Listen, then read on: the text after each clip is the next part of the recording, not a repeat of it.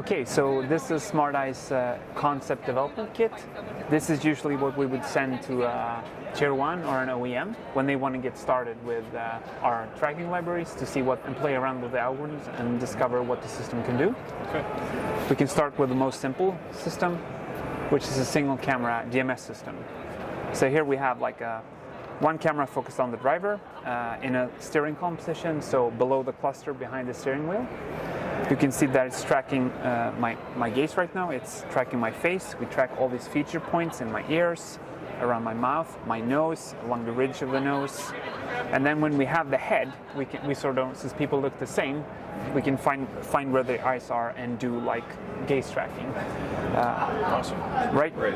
So right now I'm looking straight ahead, and you can see I use the mouse pointer here. I'm looking at the left windshield. And I can quickly switch to this view where we have like a more 3D view of the different objects in the car that I'm looking at. We call these viewing targets. So you can see right now I'm looking at the left windshield, and this goes into our distraction algorithm because the driver should normally look at like the road and look at the mirrors and go back and forth between them, but not at other things. And then I can jump to this version quickly, which is now a DMS system with the two cameras. So here we have the steering column camera from before, and we also have a camera in the rear view mirror position. And you can imagine I'm holding the steering wheel, and as I turn the wheel, it blocks the view of the steering column camera, but you can still see my gaze there in the other camera. So we have a much more robust system. Yeah, same. I can completely occlude this camera and it will still track my gaze, and we will draw the gaze where we know where I'm looking. And then we can quickly jump to this. So here we're back at a single camera system, but now from a rear view mirror position, and it tracks my gaze. But now we also do cabin monitoring. So now we keep track of all the passengers in the car, and you can see that we're tracking like the body key points, like the skeleton and the joints and stuff like that.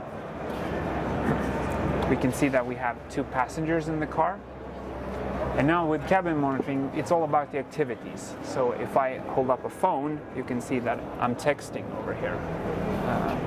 And now I'm talking on the phone. And we do this for all the passengers, so you could try as well with your phone.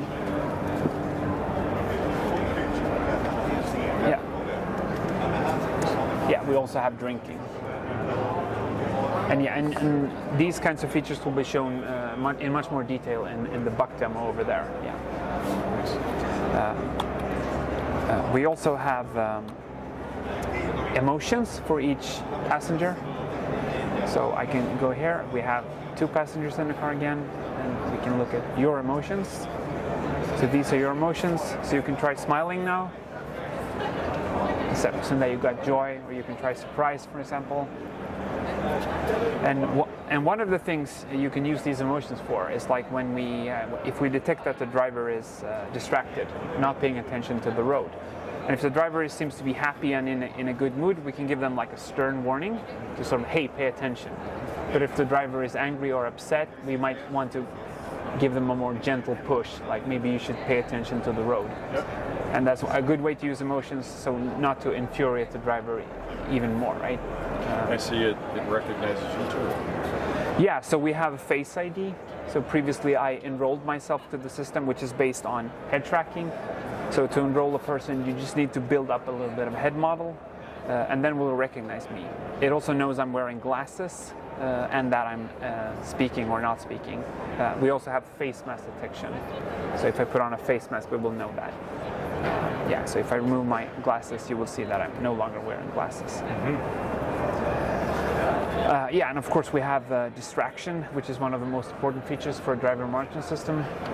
So we need to, we can detect that microsleep, that you're blinking more and more often over, let's say, a few minutes of time, and then we can determine that you're actually tired, and maybe an OEM will then look at those signals and maybe inform the driver that maybe you should drive to the side of the road and take a nap or something. Yep. Clear stuff up. Yeah, that was a very quick overview. That's great. Yeah. Do you have any questions? No, it was an excellent demo. Thank you. Thank you. It's great.